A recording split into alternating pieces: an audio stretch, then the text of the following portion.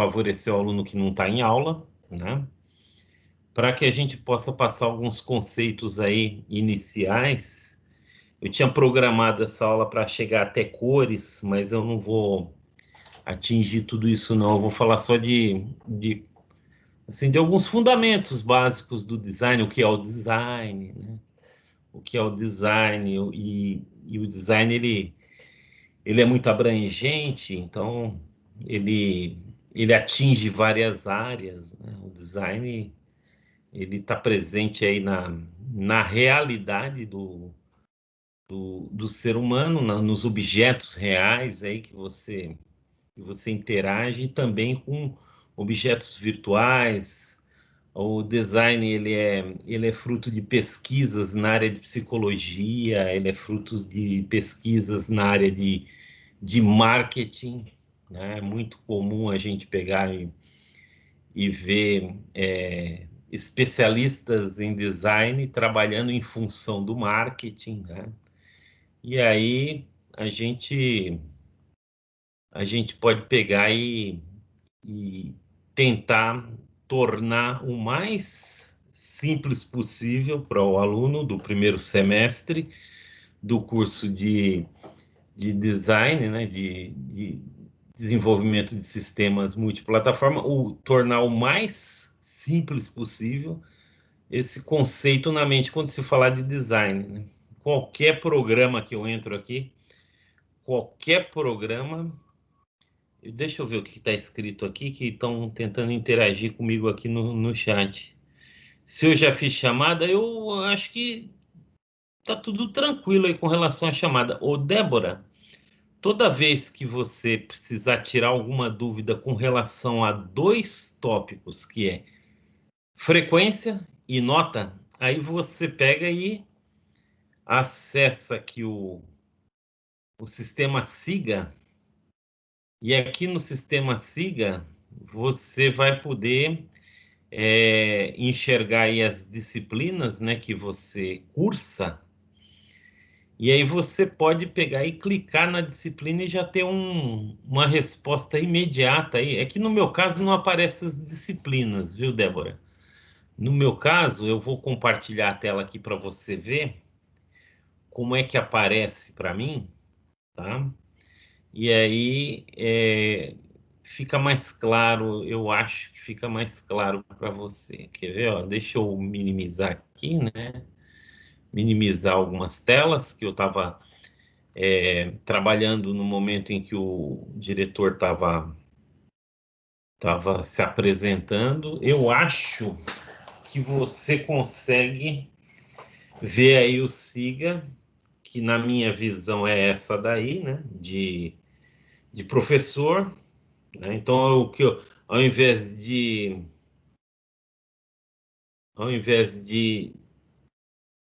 tô tentando acessar aqui, tá? Pelo meu celular, para eu ter a visão que você tem aí. Aqui. Deixa eu só ver se funcionou aqui. Tá aí, tá legal. Tá dando para ver.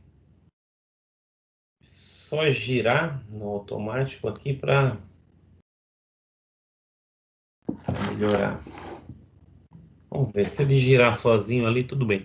Mas aí você olha aí, negócio de nota, negócio de frequência, se tá com falta, me avisa, que aí eu pego e dou uma checada, tá legal? Então, fica tranquila aí, Débora.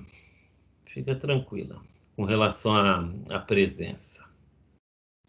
Eu não tô conseguindo fazer esse treco aqui virar, pô. Vamos ver. Ah, tá. Agora tá virado. Beleza. Outra coisa que eu tenho aqui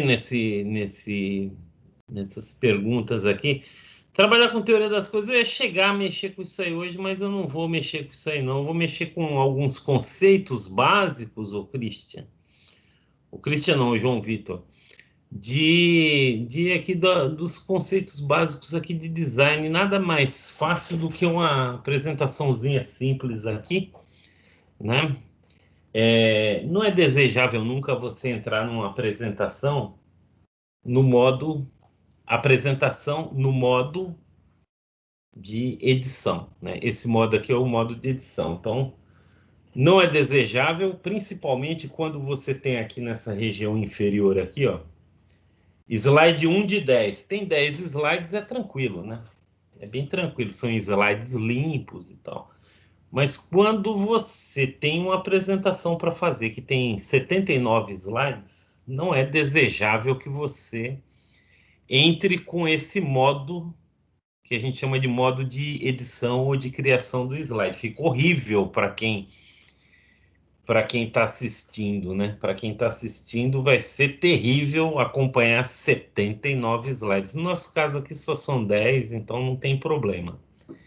Então, no dia em que vocês precisarem fazer uma apresentação, procurem entrar com o modo apresentação direta, né, do slide, aí, aquele modo que você clica no slide e ele já entra nesse modo aqui de apresentação, né? Ele já entra nesse modo chamado apresentação de slides, tá? Aí, que é o F5, né? Que é o F5. Então aí você tem mais tranquilidade aí, né? Depois aí a gente pega e mostra. Eu vou precisar salvar essa apresentação e na hora que eu for salvar, eu pego e já salvo lá no modo de apresentação de slides. Essa palavra design, ela é uma palavra tão comum, pessoal, que tem até aqui, ó. Tem até um menu aqui, uma aba do PowerPoint. Tem até uma aba do PowerPoint que se chama design. Ela é uma aba que, se você de pronto bate o olho, assim, de pronto, de primeira vista você bate o olho, você percebe que a aba design ela tem aí a ver com assim, escolha de cores, escolha de fontes, escolha de fundos para a sua apresentação.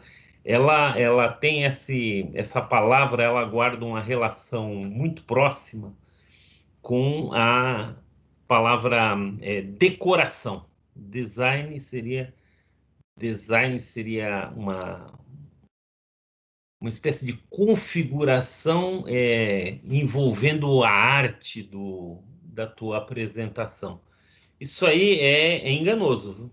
É bem enganoso essa definição, né? Os princípios do design, eles requerem que a gente tenha aí um significado aí para esse termo design, tá? Um significado. E se você for procurar em dicionários, aquela definição etimológica, né? Termo design ele tem como significado projetar. E projetar, você pode pegar e pensar de diversas formas já o projetar. Que é um projétil, por exemplo, uma bala, é algo que você pega e dispara, né? Dispara para fora do revólver, né? E o verbo aí, né? O verbo projetar, ele também faz assim alguma alusão, né? De você pensar em alguma coisa lá adiante, você planejar. Tem todo esse tipo de interpretação que a gente pode dar para o design, que a gente quer que o aluno do primeiro semestre ele sempre tenha em mente que faz parte de um planejamento para o futuro. Tudo que você, no futuro, tiver como um sistema multiplataforma, que seja aí, por exemplo, uma loja virtual aí que funciona tanto no desktop como no teu celular, tudo que você vê ali foi previamente planejado para que naquele instante que o usuário acessar o aplicativo ou o site, ele se depare com alguma coisa que não foi feito ao acaso, que foi feito sim com uma intenção. tinha-se uma função, tudo ali tem uma função.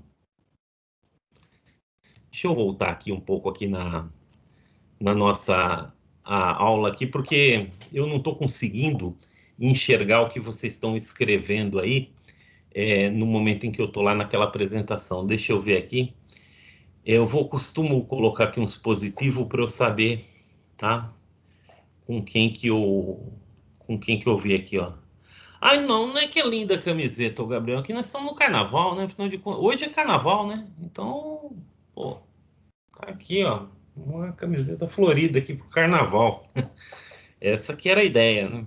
Essa que era a ideia. Agora aqui, ó, a Fernanda aqui, antigamente tinha um curso de projeto, formava projetista. Eu acho que o que acontece hoje em dia é cada vez mais específico, né? São os cursos cada vez mais específicos. Mas um projetista, antigamente, ele podia trabalhar com a parte artística, tanto com a parte artística como com a parte de desenho técnico, né? Isso aí ele poderia trabalhar se for fazer um paralelo, né? Ele poderia trabalhar tanto na área de arquitetura como na área de engenharia. Então, mais ou menos isso que era antigamente, né? Hoje em dia está cada vez mais fora o design industrial. É isso aí. Estiloso aqui, obrigado. É uma honra, um elogio. Tá bom, vamos voltar para lá, tá? Voltar aqui para a apresentação do PowerPoint aqui. Aqui, beleza. Então, eu pretendo, assim, intensificar aí junto com vocês o estudo aí do projeto, né, do design dos projetos de vocês com uma intenção, tá? Um desejo de atingir um objetivo ali, tá bom? E para os nossos projetos, a gente tem que ter aí um detalhamento, tá? Um detalhamento para que tanto você possa compreender o seu projeto, né? Quando você começa a colocar suas ideias no papel, você consiga entender, como também passar isso como uma forma de comunicação. Então, a gente precisa pegar e traçar um plano de design, tá? Projetar, né? Aquela ideia que eu tinha falado anteriormente aí de atirar, né? Colocar uma bala num revólver e atirar a uma distância, ela pode ser também entendida como atirar-se, né? Não atirar em você mesmo, se matar, pelo amor de Deus, não é isso. É você pegar e colocar uma ideia na tua cabeça e lançar, e arremessar, e se lançar, tá legal? Se mandar, tirar ali da sua mente e colocar aí para as outras pessoas, principalmente o seu grupo de trabalho, para ele pegar e se apropriar e se alterar, né? Trabalhar em grupo é sempre isso, né? Você dá uma ideia, outro aluno vem e complementa a sua ideia, e na parte de design aí, as ideias que sairão das nossas mentes, elas sairão sempre de forma detalhada, tá legal? E elas têm aí uma função, tá? A função delas realizar um projeto final, um plano final, aquilo que você tem como um desejo, você vai pegar e vai concretizar. Quando a gente fala concretizar, não é assim, materialmente falando, objetos que sejam palpáveis, manuseáveis, mas sim objetos virtuais, né? Objetos tecnologicamente virtuais.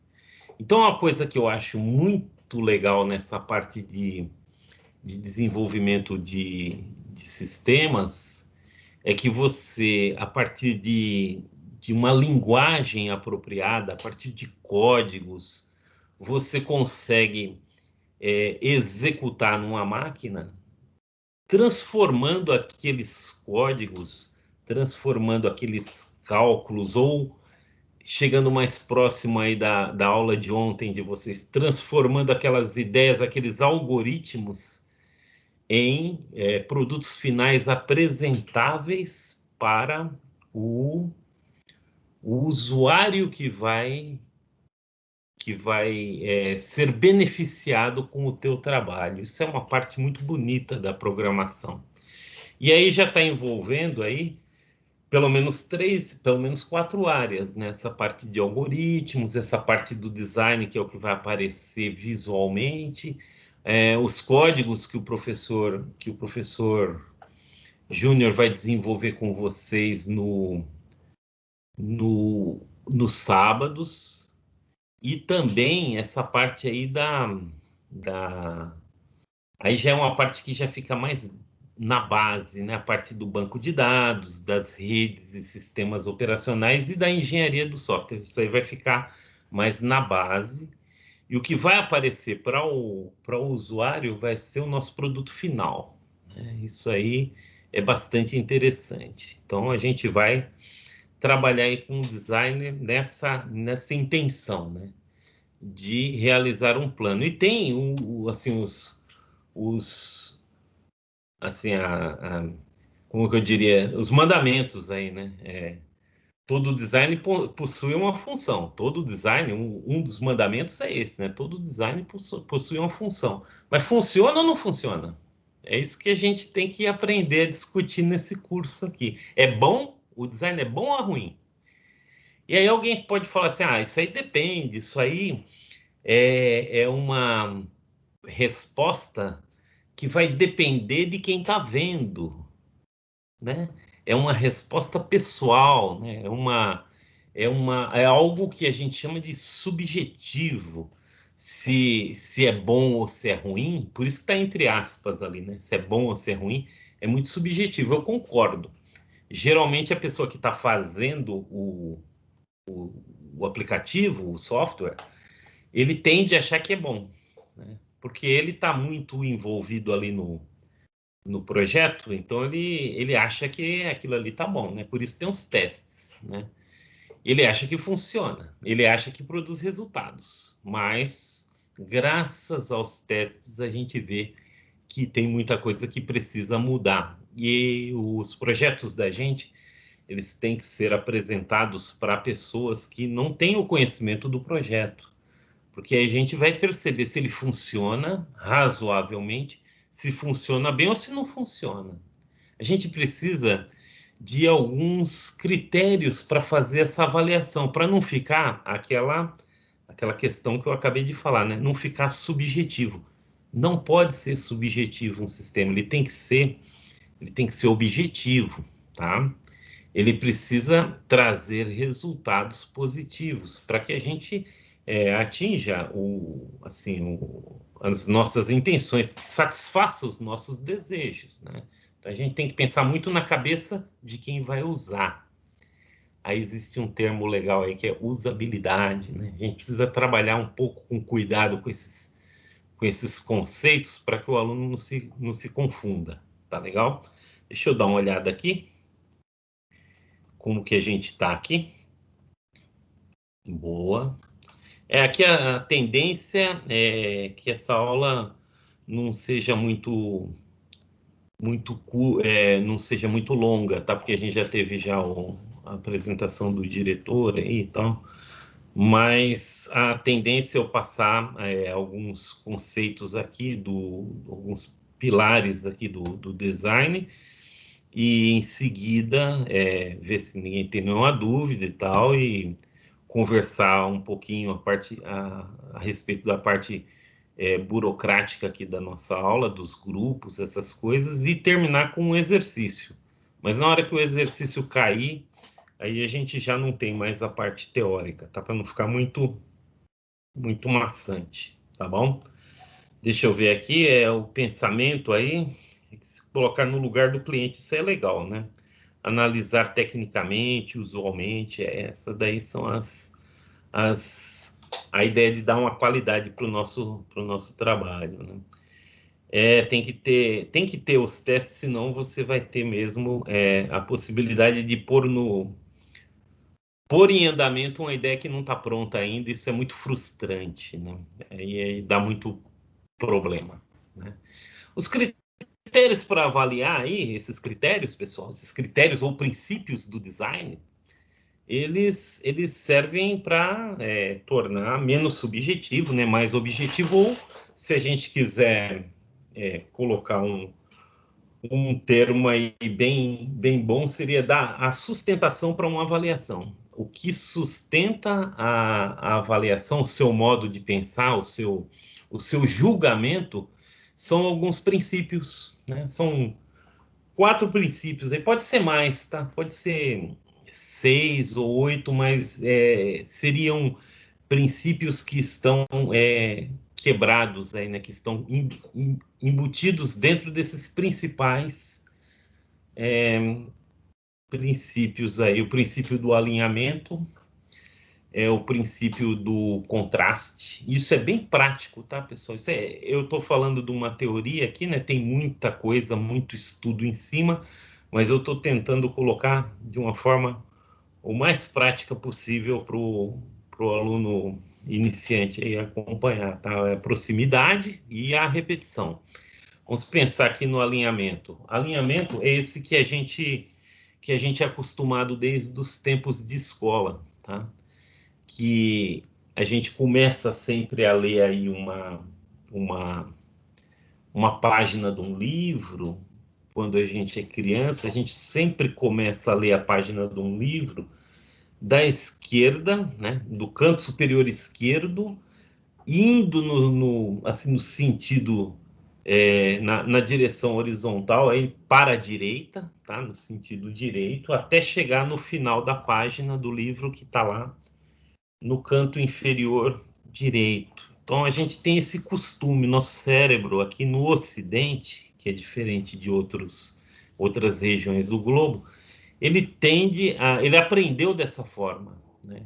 Que as coisas são bem compreendidas, o nosso cérebro está treinado para entender melhor quando o alinhamento é assim, de cima para baixo e da esquerda para a direita, como se fosse uma folha de revista aí, né? Uma página de revista, ou mesmo um livro, tá legal? Isso aí é o que nos foi condicionado.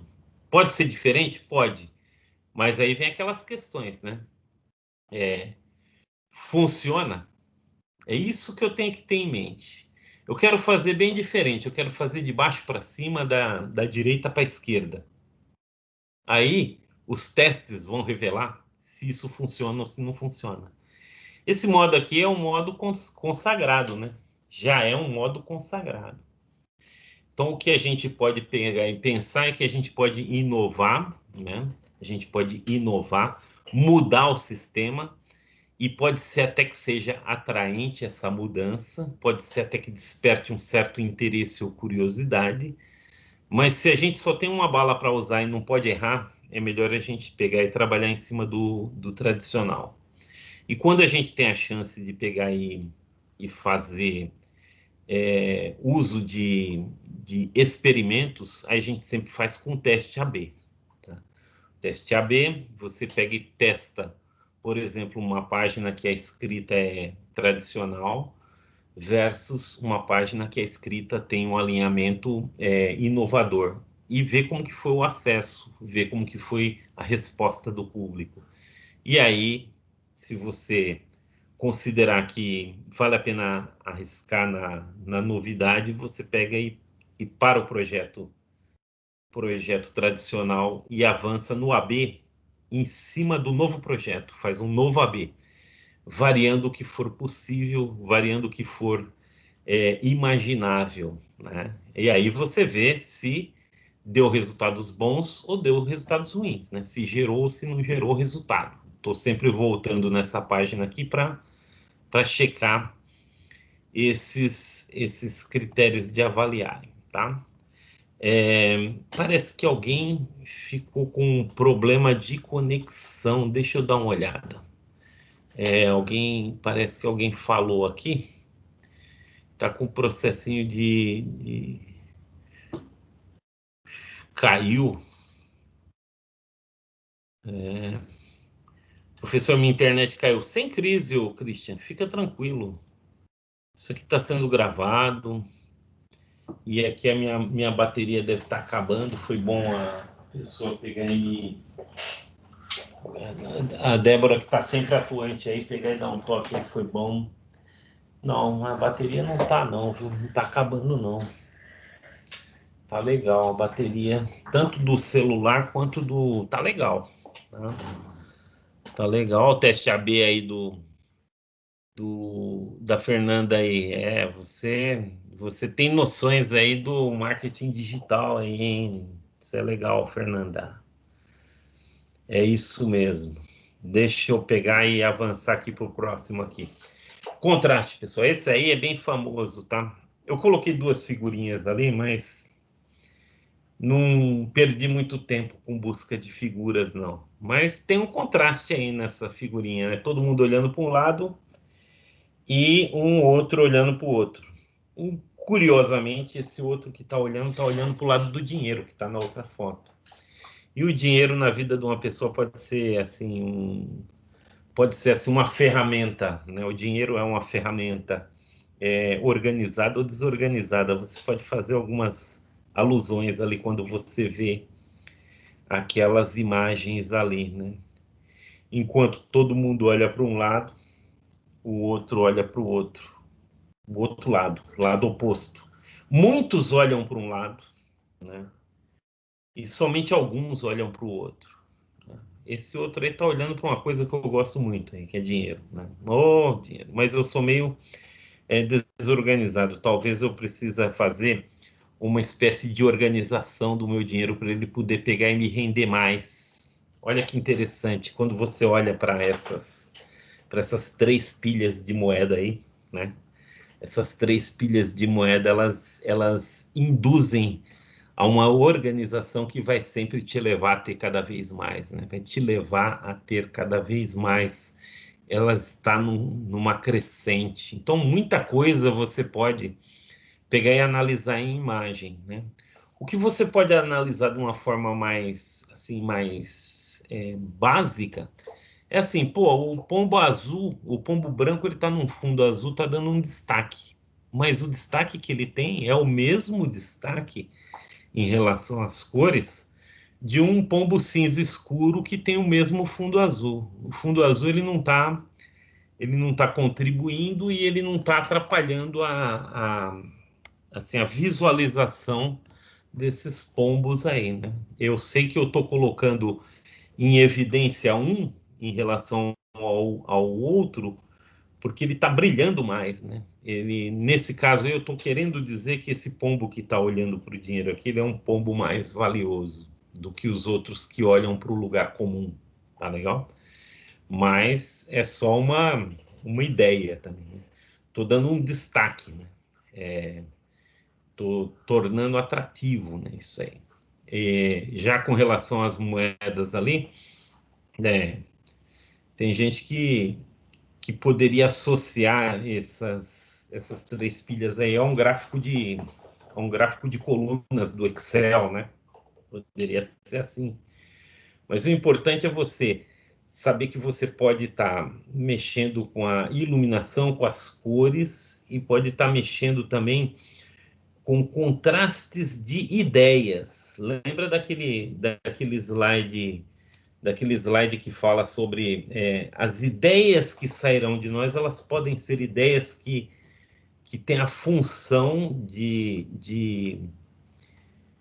uma função de comunicação objetiva, direta, clara ou contraditória, né? A gente pode pegar e trabalhar com o conceito de contraste justamente para evidenciar o que há de contraditório. E aí fica mais fácil para a pessoa tomar uma escolha. Quando a gente pega e produz contrastes, tanto os mais básicos que a gente consegue produzir com efeitos em textos, com a utilização de fundos em contrapartida com as frases, causando uma espécie de chamamento assim visual para uma determinada área da tela, como a gente pode causar um contraste assim do absurdo, né? Você pode colocar alguma imagem que conduz a um absurdo e que faz com que a pessoa tire algumas conclusões. Você mexeu com a função daquela imagem era intrigar a pessoa, fazer com que ela fique mais tempo navegando no seu site, por exemplo. Você pode usar esses artifícios, se é esse o objetivo, né? Então, deixa eu voltar lá para ver como que tá a situação lá da sala, né? Deixa eu ver aqui quem é que tá por aqui. Se tá tudo legal, beleza, dinheiro, né? Todo mundo está precisando, sem dúvida. Passando aqui para o terceiro, pessoal, a proximidade, tá? Se você olhar, está tudo tranquilo aí, tá legal. Se precisar alguma coisa, fala no microfone que eu volto lá. Você pode pegar e se enganar também nesse pilar aí, que é o pilar da proximidade, tá?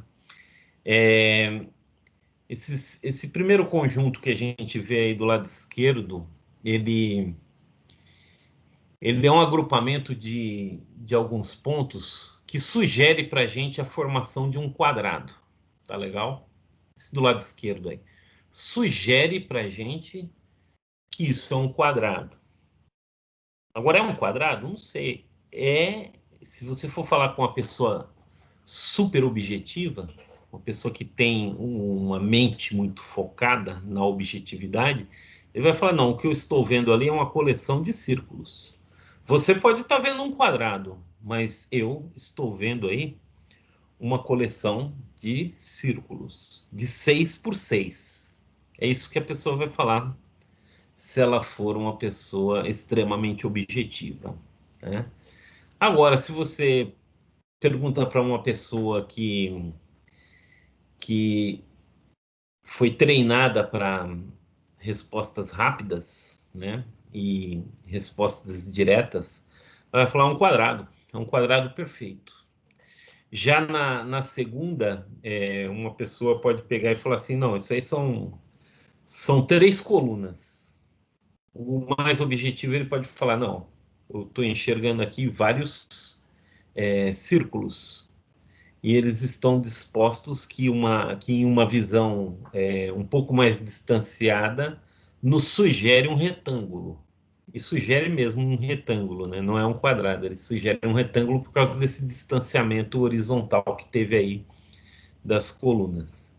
Agora, esses agrupamentos que a gente está vendo aí, agrupamentos de círculos, sugerindo um outro elemento, isso aí é uma característica que você pode levar em conta quando você for fazer as avaliações das telas que forem apresentadas para você. Ou quando você for fazer um teste AB e decidir por colocar um pouco mais aproximado, tá? Um elemento do outro. No caso aqui, a gente tem sempre os mesmos elementos, são círculos. Mas você pode, por exemplo, pensar em colocar um elemento visual e um elemento textual bem próximos. Como é o desejável quando você entra num aplicativo aplicativo da Americanas.com, né? Quando você entra na lojinha deles, sempre você vai ver muito próximo o produto do preço, né? Você sempre vai enxergar numa proximidade muito grande o produto do preço, porque o que o pessoal da Americanas menos quer, a função, é não confundir quem está comprando, né? Então, o preço vai estar muito próximo ali do objeto, tá? E os objetos, eles vão estar, assim, com bastante destaque para a imagem e para o título e para o preço. São as coisas que mais importam ali no caso de uma lojinha. Então, é a intenção de quem cria aquele tipo de site fazer aproximação para que facilite a leitura internauta ali, né, do consumidor, né? Facilite o entendimento. Isso é uma coisa que é muito importante. Parece básico, né? Porque já tem os modelos prontos, mas a gente tem que ver se os modelos que vêm prontos, os templates, a gente precisa ver se eles funcionam ou se não funcionam, né? Eles têm que ser bons, né? Se eles são bons, se eles funcionam, se eles fazem com que os consumidores mordam a isca, né? Mordam a isca. Isso aí foi uma colocação aqui na sala de aula aqui que foi bem interessante aí, né? Chamar atenção, né? Fazer com que o uma isca para o peixe, é isso aí, Claudine. Beleza, muito bom. Eu estou passando aqui para o nosso último pilar, né? Que é esse pilar se chama ou princípio, né? Se chama o princípio da repetição. Aparentemente, pessoal, quando fala de repetição, em algumas situações a gente fica assim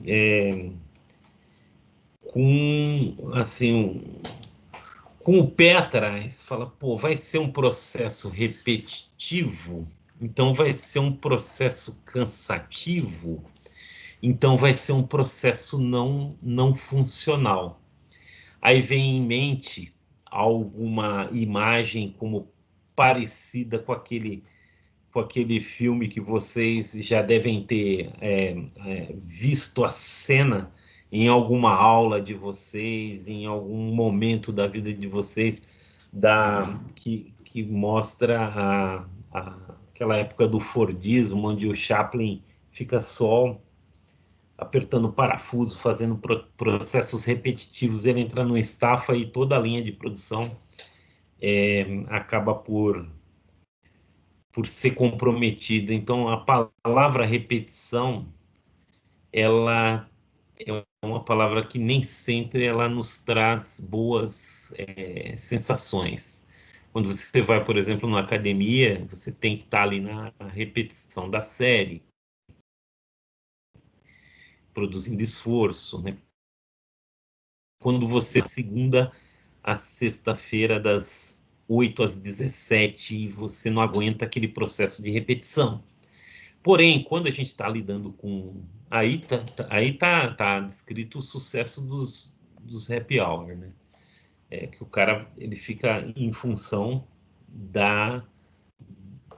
assim, do alívio, né? Ele trabalha durante a semana inteira em função do alívio, porque a repetição e a monotonia traz como o, o castigo, e o prêmio seria o happy hour dele, né? Então, isso aí são muitos exemplos que a gente tem, que vem à mente da gente, mas que, com relação ao nosso design, que tem a função de ensinar para o usuário como usar uma ferramenta, eu não consigo encontrar um exemplo melhor do que esse que foi utilizado pela Microsoft aí. Se você olhar, é muito padrão, cara. É muito padrão. É arquivo, é página inicial, é inserir. Você vai vendo aí muita repetição, né? Lá no cantinho sempre vai ser ajuda, na parte superior vai ser o fechar e tem o minimizar. Fala, pô, mas eu cansei disso. Mas pensa o pessoal da Microsoft começasse a mudar tudo toda vez que saísse uma nova versão. Ele tem, eu teria a sensação que iria ruir, que iria se acabar todo essa mina de ouro que é o pacote Office aí da Microsoft, que já padronizou a forma da pessoa pensar. E quando vai haver alguma mudança estrutural muito forte, é muito teste que é feito. Como os menus, eles eram assim, aqueles menus que encolhiam, né? Quando eles mudaram para essa nova forma, que é melhor, causou muita estranheza, né? Mas também não pode ser tudo igual, né? Você vê que o tom de cor do Excel é bem diferente do tom de cor do Word, do PowerPoint. Isso aí é um negócio que é estudado. Isso é um negócio que é planejado. Mas tamanho de ícone, tudo padronizado ali. Ó. Tudo padronizado. É o mesmo tipo de A para todos os modelos ali que tem para a ampliação da fonte. É o mesmo tipo de A que é para redução da fonte. Isso tudo muito bem planejado. É com o intuito, né, de padronização, de manter assim, a mesma forma do começo até o fim, para que gere os bons resultados, para que gere boas experiências do usuário que já conhece e que é induzido a ter assim, uma autoprodutividade, uma autoaprendizagem. Isso é pensado. Beleza? Tranquilo aí? Deixa eu ver aqui. Está tudo tranquilo. É tudo o que o professor Vendramel sempre fala, né? A gente precisa pegar e começar do mais tranquilo, né? E ir avançando para poder construir esse alicerce sólido com o aluno aí, né? Beleza. Muito bom, Lisandra. Muito bom, muito bom. Agora, nesse instante, está aí a mais ou menos 1h30 da nossa aula, né? Eu vou pegar e vou fazer aqui uma parar essa gravação aqui, né? Para poder